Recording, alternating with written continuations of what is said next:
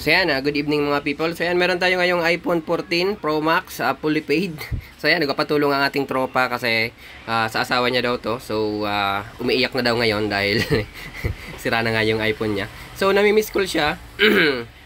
Open siya pero yung screen talaga hindi gumagana. So yan, tutulungan natin sila. So ang gagawin natin is ipo-force restart natin tong unit na to. So yan, ganito lang yung force restart. So yan, short press na lang yan na up and down button at saka ilong press yung gilid. Up, down, tsaka yung power button. I-hold lang yan, i-hold. So yan, manalangin ka ngayon, Mare, na talagang mag-okay na siya. So yan, hintay tayo, hintay lang. Hintay lang. So yan. Uy, nabuhay yung putang ina.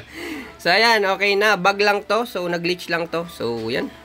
Makakahinga ka na ng maluwag dahil 24K yung putang inang LCD na yan.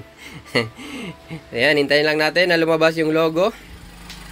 So yan.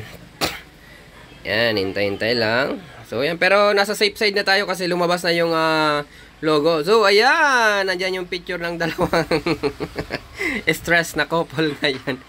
So yan, okay na. So yan, magbabayad ka na sa akin.